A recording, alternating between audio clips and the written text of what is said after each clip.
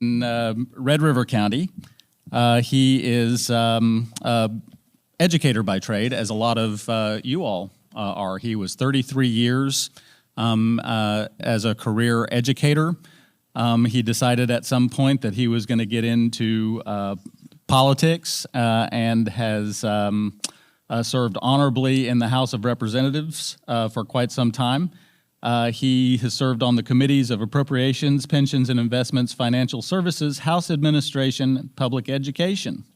Most recently, this last session, he served on the House Committee for Higher Education and as chair of the House Committee on Public Health, things that are very close and dear to us. I had the privilege of working with him in both of those committees, particularly Higher Ed this last session, and tough job, and he did a very good and honorable job, in my opinion.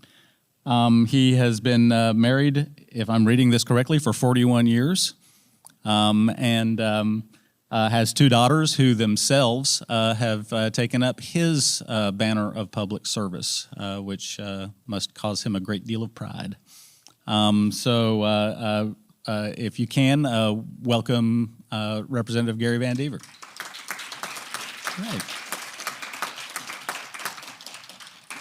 Our other, I don't know if y'all can hear that or not, but you were, Representative Van Deaver, you were just roundly applauded. The other representative joining us today is Donna Howard. She has served in the House of Representatives since 2006, serves as Vice Chair of Article 2 in Appropriations. That is the Big Money Committee, as you all know, and Article 2 is healthcare and related issues. So it and public education sort of are in a race to see which one gets more money spent on them every year, but that's one of the two really big articles in that bill. She has also vice chair of the Higher Education Committee, so she had the good fortune of working with Gary Van Deaver on that committee this last session. She is the chairwoman of the Texas Women's Health Caucus, which is the largest caucus in the country solely focused on advancing women's health policy. A native of Austin, she holds a bachelor's in nursing and a master's in health education from University of Texas, and has, in her day job, worked as a critical care nurse at Brackenridge and Seton Hospital and served as Austin's first hospital-cased patient education coordinator. Past president of the Texas Nurses Association, District 5, and was a health education instructor at University of Texas. She also has done work in public education. She was elected to the Eanes ISD board. I am a product of Eanes ISD, so thank you for my alma mater. From 1996 to 1999, she has served on the boards of the Austin Area Interreligious Ministries, Common Cause Texas, Texas Freedom Network, and Texas Campaign to Prevent Teen Pregnancy. She now serves as a board member of the Exploring Horizons Foundation, supporting low-income housing and education. She was married to attorney Derek Howard for 40 wonderful years, and they proudly raised 3 children together. Representative Howard is also a grandmother to 7 perfect grandchildren. Fantastic. All right, thank you all so much for joining us this morning. There you go. We appreciate it, and we appreciate your pivot to the technology from our fabulous weather. We do have a climate track here, so we're talking about this ice storm and where it came from. But we would like to talk with you all this morning about 3 things. We'd like to talk, if it's okay with you, about healthcare first, then about education, and then about the general political climate in Texas as it relates to doing complex policy jobs here in Texas. Both of you have worked on those complex policy jobs for some time, and we're really interested in what you think about the policy climate here and what we can do as stakeholders out in the space to improve that policy climate, get some stuff done here in Texas. But let's start with a couple of things we have gotten done. Representative Van Deaver, if it's okay, I'll start with you first. You did significant work this last session on rural health care. We know that this is a very Extremely important issue here in Texas. We have an awful lot of rural spaces that have some capacity and availability issues. And I know that was top of mind for you this last legislative session. If you don't mind, if you would give us a little bit of knowledge and description of your work in that space in this last legislative session. Yeah, sure. And let me begin by just saying thank you for allowing me to be a part of this discussion. I wish we could have done it in person. That's always the preferable way to do it, but we do what we have to do to make it work. And it's always an honor to share a stage with Donna Howard, very good friend, and as you said in your opening remarks, someone who is about creating good policy. And it's always a pleasure to work with people who that is their priority. And so, again, just thank you for allowing me to be there. To be here with you guys. Yeah, House Bill 18 was the Rural Health Initiative that I had the honor of carrying this last session and shepherding it through the process and ultimately having it signed by the governor. And as someone who lives in rural Texas and represents a rural district, we recognize the real challenges that we're facing in rural Texas when it comes to health care. I have had two hospitals in my district closed since I've been in office, and that's just unacceptable. There's only one place. No, there are now two places in my district, and my district covers 5 counties, by the way. And there are now 2 places in my district that will deliver a baby, and so and for many people, it's a 40, 50 mile trek to get those services. So we're just facing, I believe, a real healthcare crisis in rural Texas, and that's not to say that we're not facing healthcare crisis in urban Texas. We know we are, but I think the needs are different.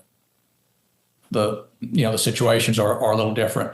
But House Bill 18, I hope, is a good step in the right direction. The goal is to kind of ensure that these hospitals have a safety net and that they have the help they need to prevent closing, because we know that we have additional rural hospitals who are just on the verge of closing even as we speak. And so this is kind of we're throwing them a life raft, if you will. There's some grant funding in the bill that allows them to access state of the art, not just providing healthcare, but managing the hospitals. What we find is there's these rural hospitals, like rural schools. As a superintendent of a rural school, I drove a bus, and so I think many of these rural hospital administrators are wearing many different hats, and in doing so, maybe the management of the hospital could be improved. So hopefully we can. And we have set up some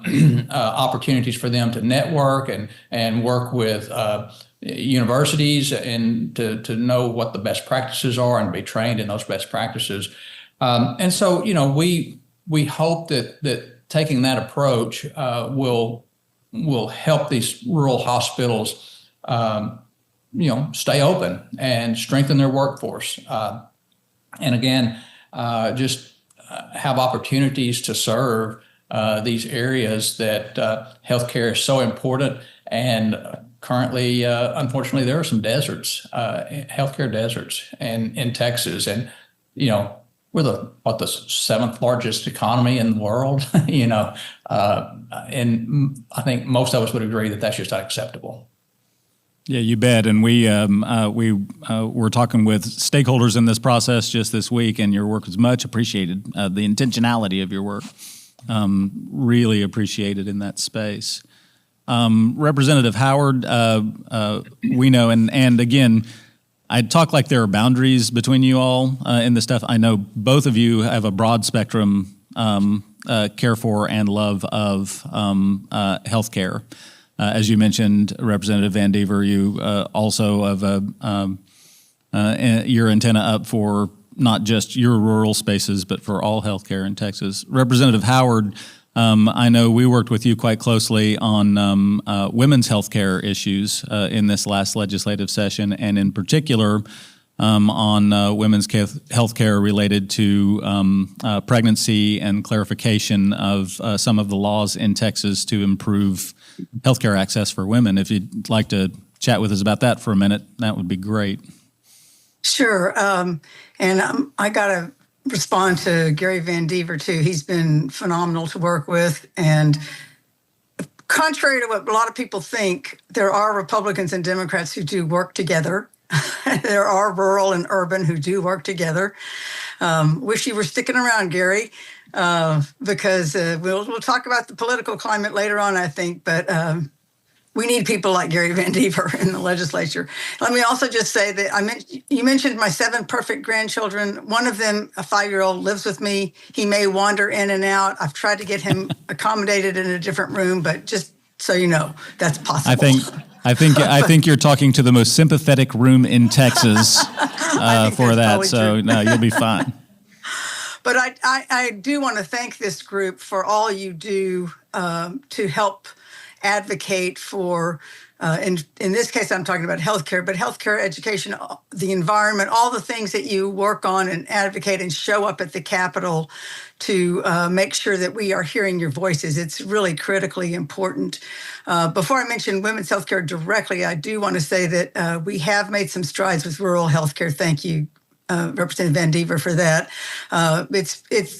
We have so many hospitals that have closed over the recent years. And as it has been pointed out, we do not have a lot of the hospitals that are open do not have labor and delivery units anymore because that's one of the most expensive units to have in a hospital. So over half of the counties in Texas are maternal health care deserts. Just tragic in light of the fact that we still are one of the highest, if not the highest, in terms of maternal morbidity and mortality in the country. That lack of access is one of the biggest contributors to those horrific outcomes that we see. When women don't have access to prenatal care because they have to travel hundreds of miles, they have to get off work, they have to get childcare, all the things that are required when you don't have anybody close by, means that you're not going to get the prenatal care you need. And we know that that's critical for healthy pregnancies and for healthy development of the infants. So unfortunately, we have seen that we do have these large numbers of negative outcomes that Black moms in particular have 2 to 3 times the rate of mortality of other women. A lot of that has to do with the lack of access. And the thing is that about 90% of these deaths are actually preventable. These are unnecessary deaths. Deaths are going to occur every once in a while, for sure. But these are preventable deaths. And again, lack of access to care is a big contributor. You mentioned the reproductive health care in particular. Oh, and let me say that we did get more funding into women's health care this last session, and we got more funding for our mobile health care units, which travel to the rural areas. So that should hopefully at least have some impact, give a little more access to care. But certainly one of the biggest contributors to some of these negative outcomes, too, has been the confusion over when a physician can intervene with medical complications of pregnancies. We did pass the Life of the Mother Act this last session, which was a bipartisan effort. Charlie Guerin carried the bill in the House, Senator Hughes in the Senate. It was worked on by a lot of stakeholders, took a lot of back and forth, but we think we came up with something that finally will give clarity to physicians so they know when they can intervene and that they should intervene. We don't have to wait for imminent death. If a woman presents with a medical complication in pregnancy, they can intervene and hopefully save her life, prevent the unnecessary repercussions of not intervening. We had increases in sepsis as a result of not having this clarity. So lots of things that happened this last session. We still, from my vantage point, that was not a pro-choice bill. We still do not have access to pregnancy terminations or abortions, for rape and incest, for fetal anomalies, those kinds of things. But we did make some improvement that I think will make a big difference in the lives of Texas women. And we just need to keep moving in that direction. And again, thank you all so much for stepping up and being a part of this effort. I really appreciate it.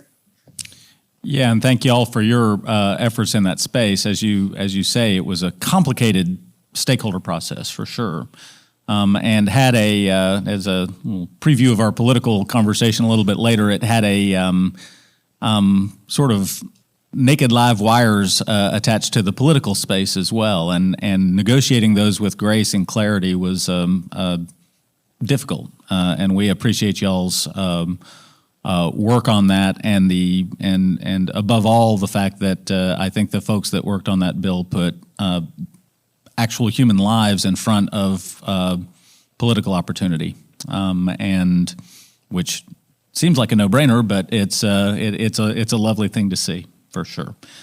So appreciate your work on that. What are the and I'll again pivot back to Representative Van Deaver and then back to you, Representative Howard. What are the go-forward challenges you see? We're already framing, of course, for the 2027 legislative session. Healthcare is of ongoing critical importance. We know that we are working on incremental solutions but have not solved all the problems. Where do you think our efforts should be focused, Representative Van Deaver, from your vantage point as chair of the House Committee and your experience in this space as we go forward into the 2027?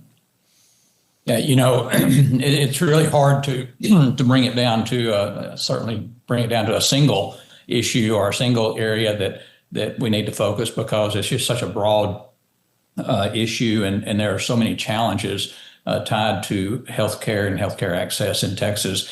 One of the things that I think we have to address, do the best we can to address, is cost of healthcare and cost of insurance, to citizens of Texas. I'm seeing more and more, due to some federal actions that are being taken, more and more Texans are going uninsured, and again, having access, having a place for them to go to receive care is one piece of it, but giving them the ability to afford the care when they get there is a big piece of it. And so I think we have to continue to work to make healthcare more affordable here in Texas for everyone. And so I think that's certainly going to be a challenge. And again, I think we just have to keep hammering away. Unfortunately, and I know we're going to talk about the political environment later, but unfortunately, so many times politics just gets in the way of doing good things and doing right things, and I mean, it's not one party; it's across the spectrum. And so hopefully we can continue to, and of course I will not be there next session, so I will be cheering from the balcony. But hopefully we can continue to move in the direction of good common sense policy that saves lives and that protects Texans and provides the kind of life that we all strive for and we all want our families to have, and we want other Texans to enjoy as well. And so challenges are there, no doubt, but I'll be cheering Representative Howard along as she continues to push for good common sense policy in those areas. Yeah, and I'm hoping you'll take calls soliciting your opinion as well from time to time. You've got a lot of institutional knowledge that doesn't matter whether you're sitting in an office or not, that we think is important. So thank you. Absolutely. Representative Howard, what do you see as upcoming challenges in healthcare? Well, clearly, as Gary just mentioned, the affordability is a huge part of this, and that is that has been and will continue to be a bipartisan effort, I think, to find some common ground, common sense solutions there. It's not easy to figure this out, and a lot of moving parts, but I think that's going to be a big focus again. this next session. And as he also mentioned, this is multifaceted, what we're talking about here, the access, the affordability, and also the workforce. And we did make some headway this last time. Chairman Van Deaver and his committee helped with that as well. The governor had his healthcare workforce task force that he appointed before this last session, which came up with multiple recommendations about how we could address the shortages, not only in nursing, which we hear about all the time, but also with physicians to some extent, but really with a wider range of healthcare providers. We have a shortage just about of every provider that we need. So we did make some headway there, but a lot more still needs to be done. And I will say, as a nurse, that I'm still waiting for us to finally pass full practice authority for advanced practice nurses, which we're one of the only states that doesn't allow that now. I mean, so many states use advanced practice nurses now and allow them to practice to the full extent of their license and training. I keep thinking we're finally getting there, and then it gets shot down and doesn't happen. But really, that would give a huge boost to those communities like our rural communities who need to have providers that can deliver the care, the primary care in particular that we're talking about here, that they need. So workforce is just another example of I think what we need to keep working on. We'll be working on and in this next session. The big issue, though, really is what's going on with the federal government and the big, beautiful or ugly bill, depending on your perspective, and what was involved in that is impacting the state's costs. So we're already looking at increases in costs that we're going to have for Medicaid, for SNAP, for all kinds of services that are going to increase the pressure on our budget. At the same time, and again, we'll talk about this later, I guess, at the same time that we have leadership really pushing for property tax reduction and decreasing the amount of revenue that might actually be coming into our coffers. So there's big challenges here with how we're going to address the increased costs as a result of federal decisions that are being made. And it goes without saying, we've been saying this for years too, we did not expand Medicaid. We still have not done that. And we have one of the highest uninsured rates in the nation and the highest uninsured children. This is just exacerbates the problem. That's not the answer, but it is, again, one piece of the puzzle that has to be put together if we really want to make sure that people can access the care that they need. Thank you. And your workforce comments lead us to a timely and natural pivot to education, if that's all right with you. And I don't want to cut you off. Are we good to move from education or from healthcare to education? Okay, thank you. So education, public education and higher education, that Article 3 part of our budget that is gigantic and really an important broad structure in Texas that touches pretty much everything that happens in Texas, including healthcare. Let's start with Pub Ed, I think. We had a couple of really enormous bills in public education this last session, both in terms of public education and in terms of access to public funds for private education. Let me start with Representative Howard this time. In terms of where you think we are on Pub Ed, I know it's near and dear to you, and I know that you have served in many capacities looking at Pub Ed. How do you think we're doing? Where do you think we are right now in the context of serving public education and public policy here in Texas? Way far behind where we need to be. It's going to be my main message here. We did put a large amount of money into public education this session. 8.5 billion is the number that's used. I will remind people, because I was around then too, back in 2011, when we cut public education. So, we're still playing catch up. We cut billions out of pub ed in 2011. We got the federal funding during COVID that was used and inflated some things a bit. But quite frankly, when you look at inflation and population growth, we are not where we should be. We are actually only funding at a pre-pandemic level. So let that sink in. We have increased inflation costs, obviously, utilities, all the things that schools have to pay for. We also have an increasing pressure, if you will, on our special education services. We are identifying more because we're actually putting money. We've changed some of the policies and put more money into helping to have those that do special education evaluations, so that we are actually identifying these kids that need these services. This is a good thing that they're being identified, but it does cost. It costs more. And so we are spending per pupil, when we look at weighted average daily attendance, less than we have in a decade. So yes, we put more money in, lots more to do. And we can talk some more about this too now or in subsequent questions. But again, a lot of the effort has been on property tax reductions, local property tax reductions. And that has not put more money into the classroom. That's just been a swap. So right now, we are at a point where we have swapped, since 2019, $51 billion,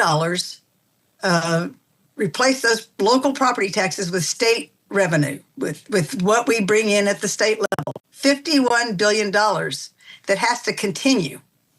And we added, that 51 includes 10 billion that we added just this last session. And as you know, if you listen to the leadership of this state, they want to do more.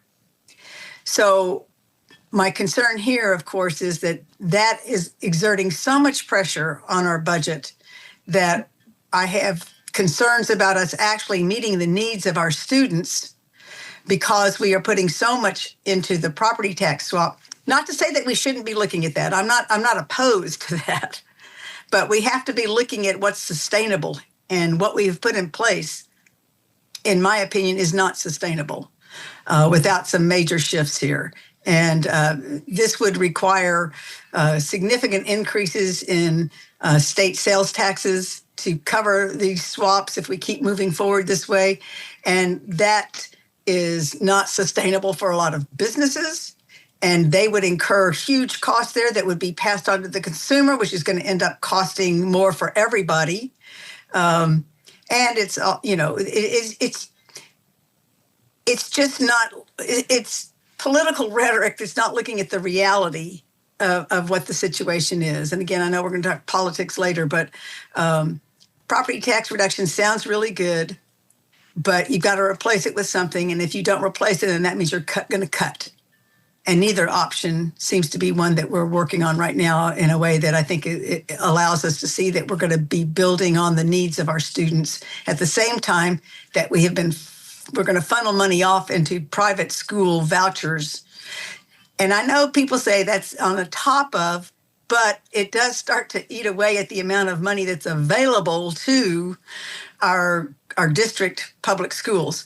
You know, charter schools have been a choice for many years now, but they take a lot more of the state budget than our district schools do because they don't have a local property tax base. Vouchers are going to do the same thing.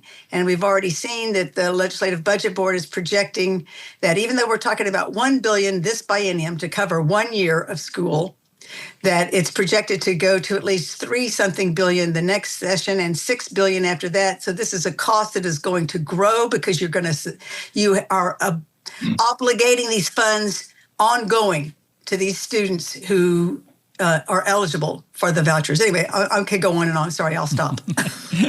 Representative Van Deaver. Yeah, no, I could just say amen to everything that you just heard, and we can move on. But I do want to say that I do agree. We are, as a legislature for the last several sessions, in my opinion, we have been writing checks we can't cover in the future. And it's going to come home to us at some point. We have enjoyed some really robust revenue over the last several sessions, and some of that has actually been what I would call maybe kind of false revenue, because we had a lot of federal funding that came in through COVID. Because of inflation, our sales taxes were inflated as well. We've had these outside forces that have been acting on our finances and on our revenue in the state, and we've had $20 billion, $30 billion revenue surpluses. Those days will not go on forever. Donna mentioned 2011. I was a school superintendent in 2011, and actually that is what caused me to decide to run for office. I was so frustrated because schools just took such a hit. I believe it was about $5 billion at the time to the state budget, and basically we were just told find a way to live without it, and there just didn't seem to be a lot of effort to mitigate the negative impact that was having on the education of students across the state of Texas. So, and I do believe that when and I think probably we're maybe a couple of sessions away from, I'm not saying we'll have a deficit budget, but I'm saying we will no longer have these revenue surplus scenarios that we see today. And as Donna pointed out, we are committing these surpluses to ongoing costs, and we're committed to those from now on. And it's sort of like if you get an opportunity to work overtime on your job and have an influx, you don't go buy a house on your overtime pay, because that will go away eventually. And that's what we're doing. We're taking out mortgages on revenue that's temporary. So, and that leads me to some of my concerns with the ESAs. My experience tells me that when we have one of these tighter budget years and we no longer have these surpluses that we can dedicate to property tax swaps and everything else we've done for the last several years, I firmly believe the state is not going to go to these students who are receiving vouchers and say, sorry, we're going to have to cut this program. We're taking your voucher back. That's not going to happen. What will happen is the state is going to come to the public school system and say, you're going to have to figure out a way to live with $10 billion less this biennium than you thought you were going to have. Because I truly believe that when this happens, it will no longer be a $5 billion price tag like we saw in 2011. It'll be 10 or more, to try to balance the budget. And so, I just, again, and not to be critical of any individual, it's just the environment we're in today. And I think, again, this might fit better in the politics part of our conversation, but I believe that we are yielding to the temptation to make decisions that will provide a great political outcome 2 years from now, rather than provide a great outcome for the state of Texas 10 years from now. I'm afraid we're selling our future for short-term political gain, and that's unfair. Texas deserves better. Texans deserve better. And so, a lot of challenges ahead, a lot of concerns, and it's never popular to be the guy who is yelling, stop the train, the track's, damaged ahead. But somebody has to do that, and I think it's time we begin sounding that alarm. Thank you. I want to talk briefly about higher education as well, and then have our long-awaited conversation about politics. But I think we're sliding into that space and have been since the beginning of this talk, right? So, higher education. Both y'all served on the higher education committee.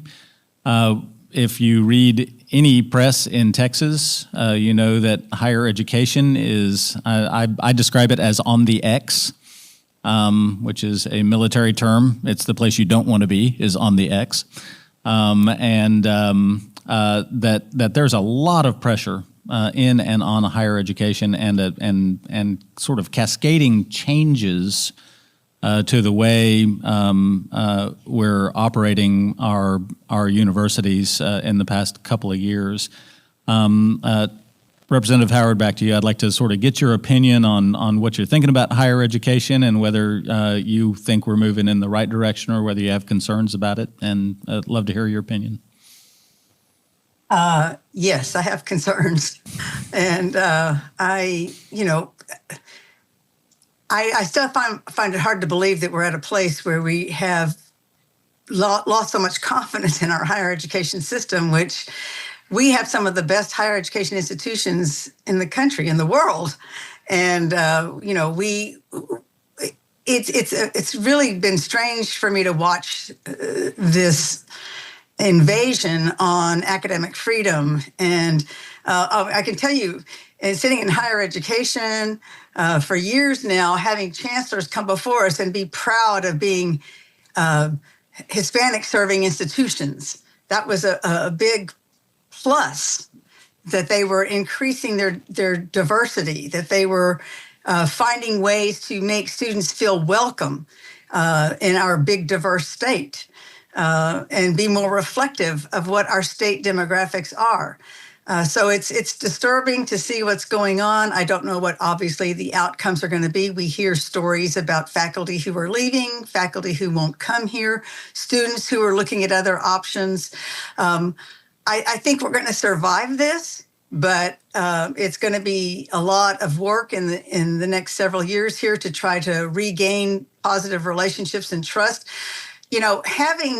Having like a single legislator who apparently can just send a video or raise concerns result in teachers being fired, students being expelled. We actually had lost the president of Texas A&M. This is really outrageous, in my opinion.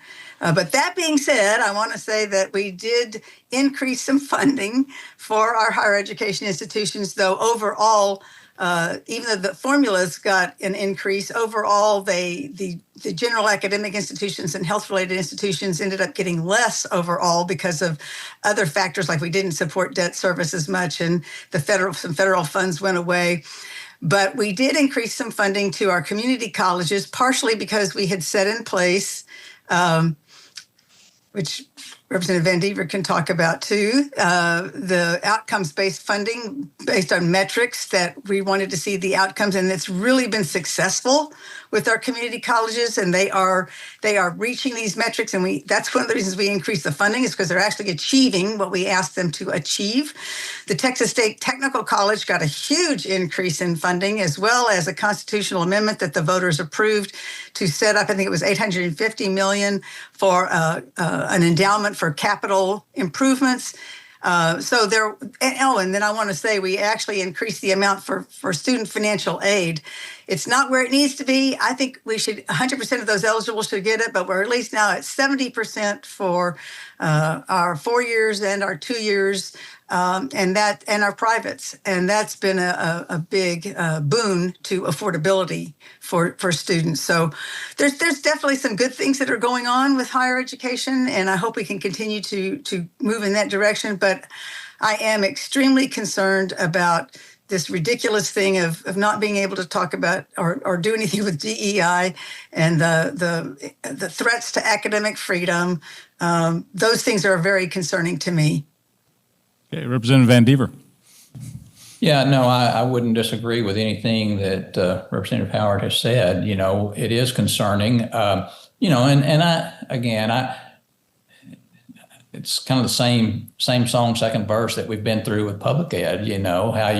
How the institution itself becomes demonized, and then you can justify, doing some other things, cutting some funding and firing people and things like that. But I will say, just as in public ed, we've had some bad actors, and certainly we've probably had some bad actors in higher ed, but it seems that we're approaching a point, or maybe we're there, where we're just it seems like we're afraid to present facts and let students make decisions themselves. And that's, as we all know from our college experience, that's part of the maturation process, from a teenager to an adult, is the ability to take this information and then make decisions based on the information that's presented. And I'm concerned for our future when we are spoon feeding what we want them to know, and expecting them to just accept it and make that their their position on things. I think it's dangerous, and I personally think it's really not education. It's we talk about the indoctrination that happens in our schools. Well, it just seems to me that it's not that we're getting away from indoctrination. We're just changing what we're indoctrinating sometimes, the message. And so I think there's a lot of work to be done. I do share Donna's optimism. We're Texas. We're going to get past this. We're going to survive it. We have some awesome higher ed institutions in this state, and they are strong, and they will be okay. We just have to find our way as a legislature, I think, to give them the tools they need to be successful, and then get out of their way and let them flourish. And it's the same message I have been preaching on public ed, on K-12 education. Let's give them the resources they need, and then get out of their way and let them flourish. And that doesn't mean that we don't have oversight. Absolutely, we have oversight. We invest too much money in all of these areas to not have oversight.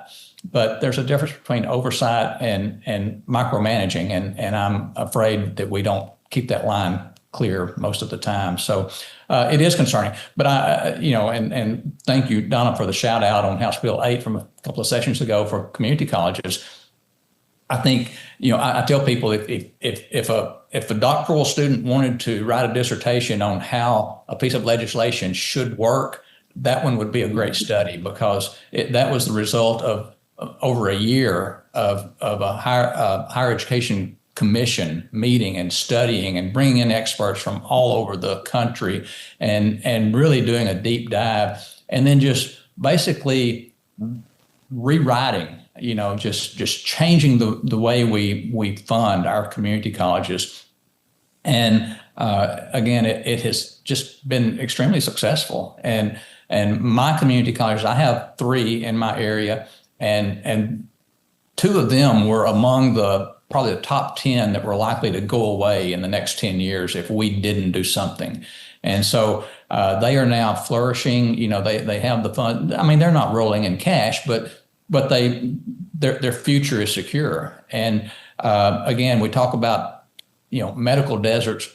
If we lose these community colleges from these areas, we're going to have serious higher ed deserts in certain areas of Texas, and we can't have that. The community colleges, I believe, provide a real key to moving us from where we are, especially when it comes to workforce development and having students prepared for good jobs that pay living wages and little to no student debt.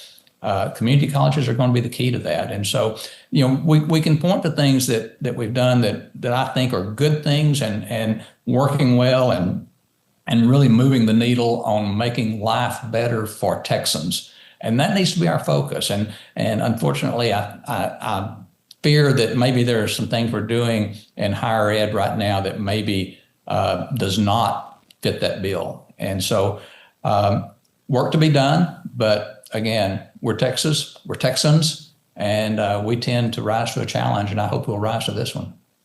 All right, thank y'all. Well, you're talking to a room full of Texans that are leaders. right? They're here because they want to learn. They're here because they want to know. Many of the folks that I'm gazing out at right now on your behalf are leaders in their communities in their own right now, and they want to go in there and do. So politics. We know there is a tension.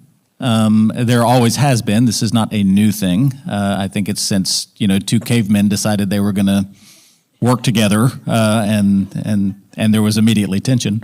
But here in Texas right now, there is a notable tension in our politics. I think I can say with confidence to y'all as legislators. You two are legislators who famously work hard and do what you think is right in policy and work to explain to your peers why we need to do good policy instead of buckling down to the political instruction that you're getting, and which is why you're on my screen right now talking to us. What we want to know from you all is, having worked on difficult policy issues and complex policy issues in a bipartisan fashion, what are the challenges to that model framework that you see right now, and how can this room and the people online work to help people like you in the legislature set aside some of this just crap and work on complex policy issues in a constructive way with everybody in the legislature? So, Gary Van Deaver, start with you. Well, that is a great question. I'm not sure I have the answer for it, but it is a great question, and it's something we definitely need to be discussing, we need to be considering, and we need to find the answer if we don't have it. That's going to be very important to the future of this state.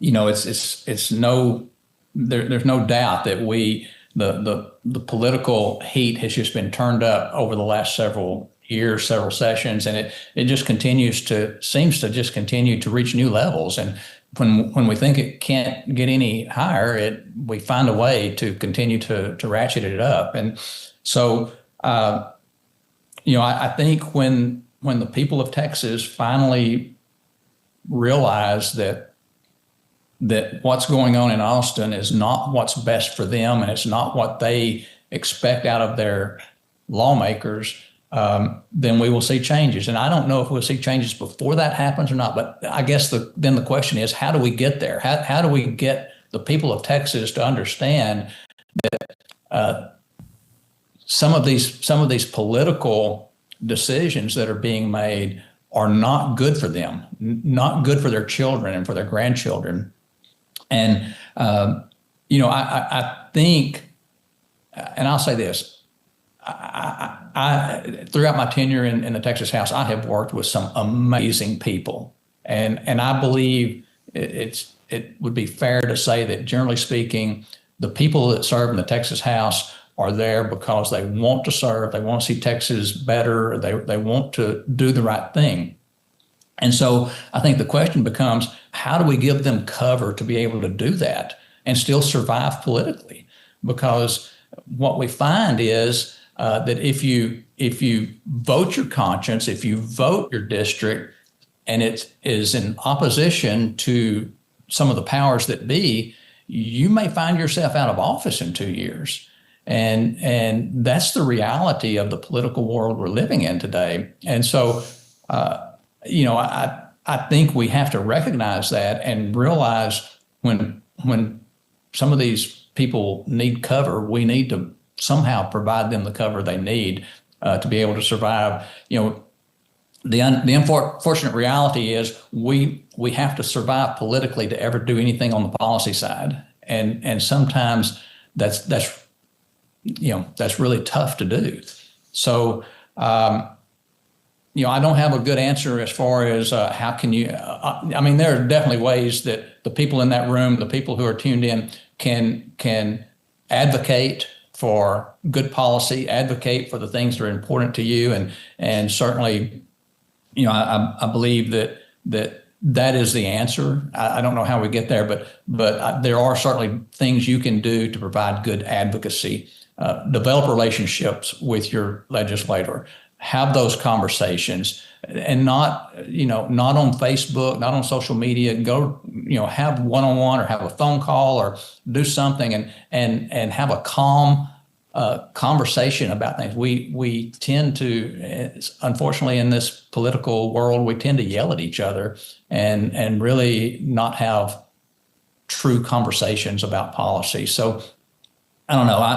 Maybe I live in a make-believe world, and I hope things can be what they are in my mind sometimes. But I do have great faith in the people who serve in the Texas House. I have great confidence in them, and I have great confidence in the people of Texas. And I just believe we will rise above this at some point. Representative, I'm told by my peers I'm the most Pollyanna lobbyist in all of Texas, so I share your optimism, and I've told all my clients we're going to have a great session in 2033. But Representative Howard. Well, I don't even know where to begin with that. But I will say that it is this is in my 20 years now, and it's been 20 years now that I've been in the House. This is the most difficult body that I have worked with. I can look back to different things over the past 20 years. And of course, we saw changes occur in the legislature in the 2010 midterms when the Tea Party came into power.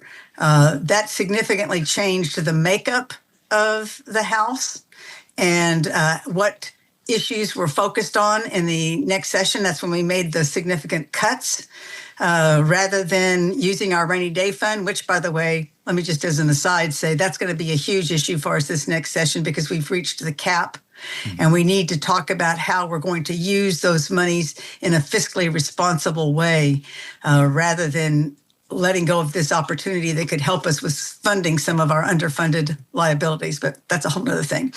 But of course, we've seen over the years since then different political factions come and go. But certainly what happened in the last midterm, we ended up with a body that is not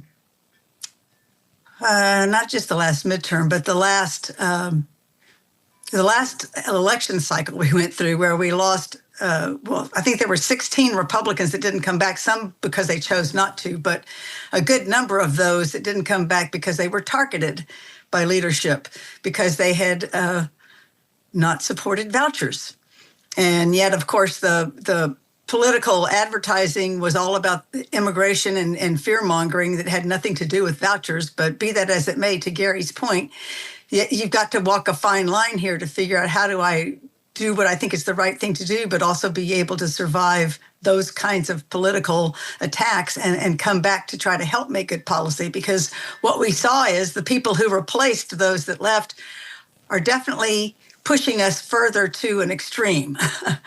And I guess where I'm going to go with that is one of the key things we have to do is to help people understand how important it is to vote in primaries. Because who shows up in primaries, of course, are those that are the base of both parties and oftentimes vote for candidates who will be on the November ballot who are more, extreme may not be the right word, but I'm going to just use that for lack of a better term. Those that are more inclusive, maybe more middle of the road, have less of a chance of succeeding in our primary voting system that we have. I had a neighbor that I was next door to for years and years and years, and he never would vote in the primaries because he said, I'm not a Democrat, I'm not a Republican. And I would say, yeah, but that's where the decisions are made. You've got to vote in the primary because by the time November gets here, decisions have oftentimes been made in what we now have as a one-party state. So that's the first thing I would say is we got to get people out there to vote in primaries. That's coming up. You guys have a role to play in helping educate anybody you can about the importance of voting in the primaries because we've got a lot of good candidates to choose from. And being knowledgeable about who is running and how they stand on these issues is going to be critical to getting some good candidates on the ballot in November. Another thing, we mentioned social media and how detrimental that has been in so many ways to exacerbating the political rhetoric in a negative way. It's got to be counterbalanced with some good factual information. I don't know if we need to create our own PolitiFact check or what, but something's got to happen here where people like yourselves who have credibility with different groups, building on those relationships and using those opportunities to educate people about real policy issues and not falling into the political rhetoric. I mean, right now, all you hear about really is property tax cuts, and that's fine, but people don't understand what all of that means. Just to give you an example, in an appropriations hearing this last session, one of our colleagues who is on the more extreme end was questioning then Comptroller Glenn Hager about being able to use dedicated funds, which the Constitution dedicates for only one purpose. And he kept pressuring him. Well, we could still use those. We could still use those, to where the Comptroller finally responded with, well, yeah, and you could jump off a roof. I think that's how far we've gone with people being so extreme in how they talk about things and not looking at the reality of the facts. And Comptroller Hager was trying to point out, you can do all kinds of things. It doesn't mean it's the right thing to do. It's not fiscally responsible to do that. So we need people who are truth tellers to be in our leadership positions, to be in the legislative body, and we need your help in getting those truth tellers to be there so that we can actually move Texas forward, like Gary says. This is a great state. Obviously, we love it. That's one of the reasons we do what we do. We have a lot of great people out there who are working daily to make sure that good things happen in this state. We just have to make sure people are operating from a place of informed decision-making, and they help be a part of the political process. Yeah, and I'll tell you that's interesting because Representative Van Deaver mentioned cover, which is a bit of a term of art in our business, and you just defined it very beautifully in terms of engaging with your representatives, engaging the public.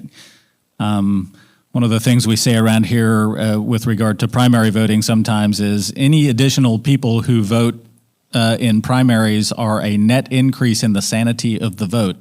Because all the crazy people are voting already on both sides. It's what we want is a better reflection of the community of Texas in that primary, and particularly in the primary runoff systems. And so appreciate you, Representative Van Deaver, emphasizing that concept of cover, that it's a relationship with you all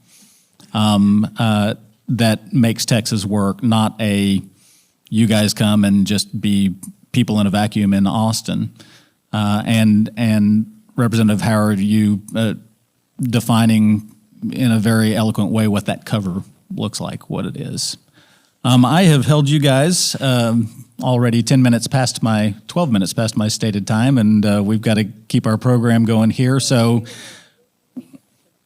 okay. I am told that we are able to extend for. I'm going to put my own limit on it, about 5 minutes. Okay. Never mind. You are now infinitely obligated to stay on the line forever because I have to go to another thing. So I am going to express my appreciation to you. B. Moorhead is going to take my place at the microphone and handle a little bit of Q&A if you all are willing. And thank you so much. It's always been a pleasure to work with y'all in the Capitol. You are, in my opinion, as somebody who's been doing public affairs for a long time, the representative model of what bipartisan rationality looks like. Thank you. And really appreciate you. Thank you so much. Thank you. And here comes B for Q&A. Okay. We have wireless microphones in the room, so if you have questions in the room, and I have one that I'm going to read already, and then Scott, do you have a few online? Do people have a couple of questions? Okay. And the real end time is it's the end times. The real end time is in maybe 15 minutes at the max. So, and if we have a perfect grandchild run through the room, maybe people have questions for them too. Okay, the starter question is rainy day fund now is 2.2 million, 22 million from its 26.43 cap. What is the current plan for its use? I think the general question is, what's the general plan for the rainy day fund's use? Well, we're already at the cap. We're not transferring any more funds into it. It's got $28.48 billion in it right now. And it's not going to grow anymore with transfers because we're at the cap. So some have suggested we should just increase the cap, which I think is pretty fiscally irresponsible. It's already a huge amount of money that we have such a trouble accessing in the first place. It was set up in 1987 when the oil and gas revenue went down, and it was to ensure our future for these ups and downs we have in the economy. As Gary and I have both already mentioned, though, in 2011, when we had huge shortfalls, we didn't tap into the rainy day fund then to help us, which is exactly what it was set up to do. But another good thing that it has been used for that is appropriate, according to the rating agencies, is investing in infrastructure. And we have used it repeatedly to help invest in water and in energy and in transportation. There's much more that we could invest in, and some have suggested that now that we're at a cap and have additional funds that would have gone in there, that could be used to set up additional funding for public education. I would definitely like to be exploring that. One of the interim charges that I am suggesting to appropriations is exactly to answer the question that has been asked. What are we going to do about the Economic Stabilization Fund, also known as the Rainy Day Fund? Okay, let's take one from the online folks next. First of all, a couple hundred amens coming from online, so thank you both for your presentation thus far. We did have a friend from Onalaska, Texas, in Polk County, who said that they used to pay $1,600 towards their local ISD for in property taxes, but they're now paying zero, and they're very concerned that the local school districts are going to be taking a hit. You've talked about bills coming due. How concerned are you for local school districts, and what can folks do to communicate those needs? Yeah, I think that is in line with what we've been saying. You know, we all love lower property taxes. Nobody, really enjoys paying property taxes, I suppose. But, I've always told people, my school property taxes, in many ways, that's the one tax that I can see a result for what I feel I'm getting a return for what I'm paying. And it is very concerning when we. And that example that you just shared is a result of the buy down that we've seen over the last couple of sessions and increasing the homestead exemption. A lot of people now actually, if you own a home and the value is, $150,000 or so, you don't owe any property taxes. And so, and that's great for that individual. And I appreciate this individual who is enjoying zero property taxes, but has concern about, what does that do for the future and what does that do for my local school district? And what that does, I believe, is it makes that local school district totally dependent on the state for all revenue. And I think that's dangerous. We're moving away from the independent school districts in the state of Texas. Local boards are going to be limited in what they can do, decisions they can make. They're basically going to be deciding, school calendars and bus routes and, menus in the cafeteria and really have no authority over revenue or capital projects or really any of that. So, that's very concerning because we are a diverse state and we have a lot of school districts that have varied needs and varied challenges in addressing the needs of their students. And so I think it's a slippery slope when we begin to move away from the local citizens having some skin in the game with their local school district, because that is, I think, what makes our schools great and makes them unique, is that each one is a reflection of their community. And I just fear that we're moving to a point where it's just going to be a statewide institution, and we're going to lose that local community influence in our local school districts. Rep. Howard, do you want to add anything? I just agree with everything that he just said. I mean, the fact is that if you are over 65, as I am, and we have a $200,000 exemption right now, that's huge. My property taxes have gone down. I'm not at zero by any means, but they have gone down. This is the challenge we have too here is, we're very limited in where we can get our revenue. We have sales taxes, we have property taxes, no income tax, and we've voted that down multiple times in constitutions. This last constitutional election we had, we voted down other future options, wealth taxes and capital gains taxes, and we were taking everything off the table. If we take property taxes off the table anymore, we're going to have skyrocketing sales taxes, which are very regressive and also could potentially lead to cuts. So, yeah, lots of concerns here.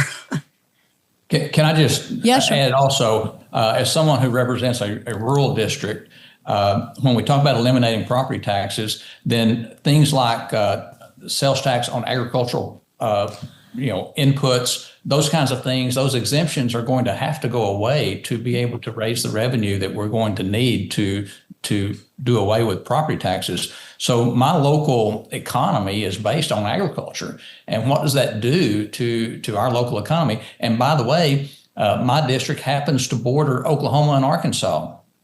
Citizens in Texarkana can easily drive across the state line and go. You have a Walmart on each side of the state line. Which one do you choose? Well, the one that has a 7% tax sales tax rather than the one that has a 32% sales tax. So it's going to kill the economy here in my district for sure, because we are bordering with other states. And so there's just so much. It's a great political statement. But let's be real. Is it something that can be done, and is it something that should be done? To Donna's point earlier, you can jump off a house, but is it wise? And so again, I hope we will have some really sincere conversations around what we do with property tax. All right, we're going back. Sydney, go ahead. My question is about the political environment and reproductive justice, reproductive rights. I was part of a group affiliated with Texas Impact, and we were at the Capitol a lot last year dealing with the so-called pill bill, the expansion of bounty hunter provisions, or I call them pit neighbor against neighbor provisions. And it was interesting. We had some interesting bedfellows. We didn't normally agree on things. I'm going to talk about one of those in a second. Didn't ask about them. But there were two things that came out that really concerned me. One is the attempt by especially Brian Hughes in the Texas Senate to remove Religious Freedom Restoration Act rights under that particular issue. And I think they took it out, but it's sort of like we did you a favor by giving your religious freedom, which I found to be so offensive. We think they're going to start taking apart that really important religious freedom bill from 1999, I believe. And so I wanted to ask about that, if there's going to be more of that, if you sense that from your experience with the group we have now. But the other part is there is, on social media, a very strong movement. I'm not sure how large they are, but they spread a lot of misinformation. They're called abortion abolitionists. I do not like to use that term. I call them anti-abortion execution advocates. They advocate for the execution of women. And we have had buried in some of these, I guess, fringe bills for a long time, putting women in prison for having abortions. So I'm just sensing, I know we have one member at least, and I think more who might not call themselves that, but one in particular calls himself one of these individuals. So, Representative David Lowe. So if you would speak to that, or I don't want to be hysterical about it, but I do think we need to be mindful of if we become more extreme in our legislature, is that where we're headed? Do we really know at this stage? Yeah, and thank you for showing up at the Capitol and making sure that we had your voices present in all these deliberations that were going on. Just let me real quickly say that in terms of the limitations on access to medication abortion, that we were able to not pass that in the regular session by working with the Speaker's office and a bunch of others to ensure that we got through that without going down an extreme pathway. The quorum break changed all of that, and we came back to some punishment, and the so-called bathroom bill passed, as well as the bill that you're referring to restrict access to medication, which is pretty egregious on its face when you think about the fact that you're telling people that they can't access something that's legal in another state just because you don't want them to be able to access this legal medical health care. It's just it's incredible to me that they're getting away with this so far, but we'll see what happens eventually. The fact is, as you point out, that the tried and true method that was started a few years back and has continued to be now a part of so many things is this private cause of action, where anyone can sue anyone because they have knowledge of something or they think they do.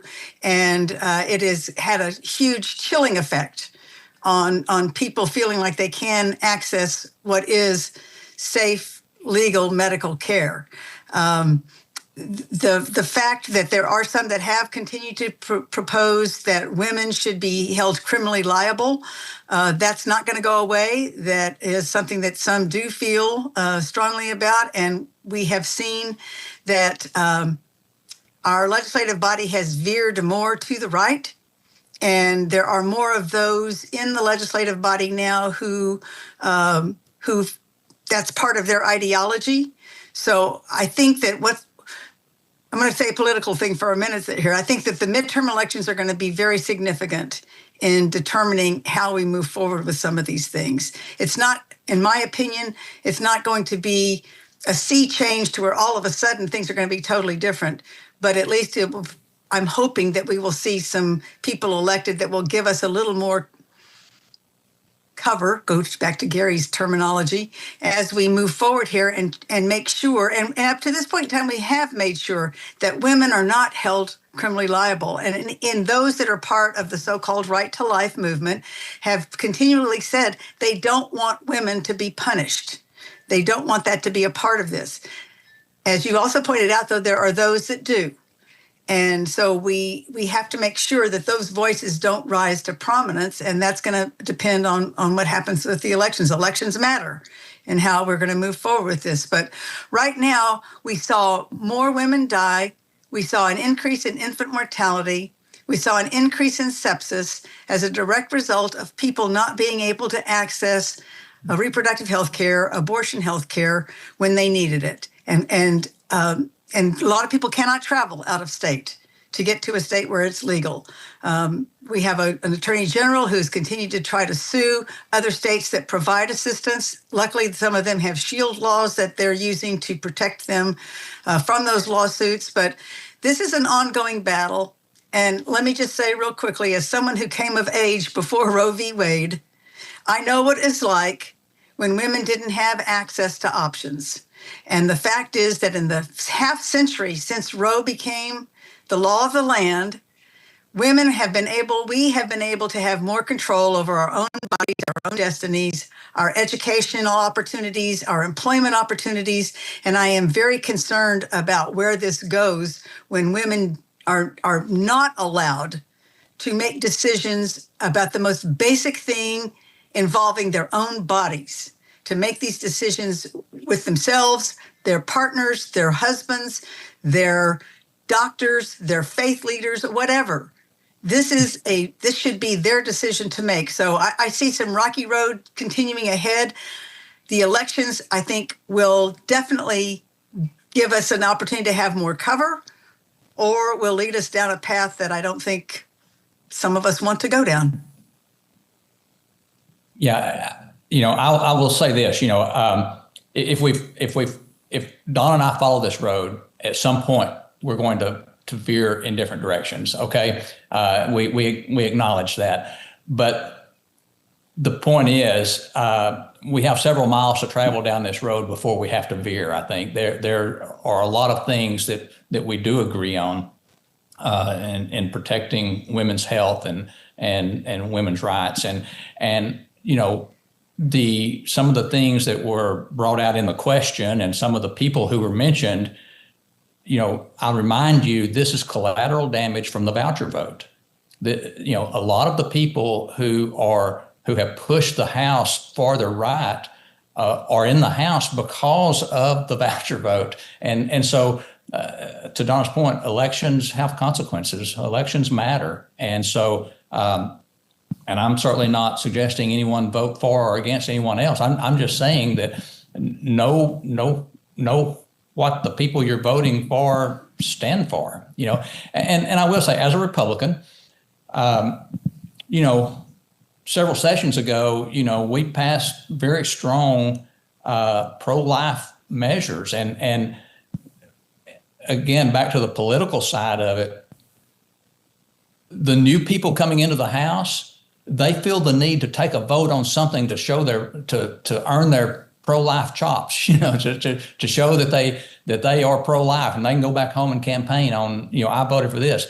Unfortunately, or fortunately, or however you want to look at it, we've already moved that discussion as far as it needs to move, in my opinion, and probably gone past that now. We were probably where we need to be back many sessions ago, as far as the pro-life movement. So, but when the Republican Party, continues to move farther right, the members of the legislature feel like, and it's the same thing with pro-guns, Second Amendment or whatever, they need to have a bill to vote on to go back and campaign on. And that's where we are, unfortunately. Well, even more unfortunately, that is all the time we have for Q&A for today. I really appreciate y'all two sticking around for extra time. That was really, really generous of you. I know that you are always open to hearing from constituents and hopefully also from our UWFs. You've had, as Scott said, you've had more than 200 people paying attention to you during this presentation, and I know every one of them is going to say it was hugely valuable. So thank you so much. Thank y'all. Thank you. It's an honor to be a part of it. Now.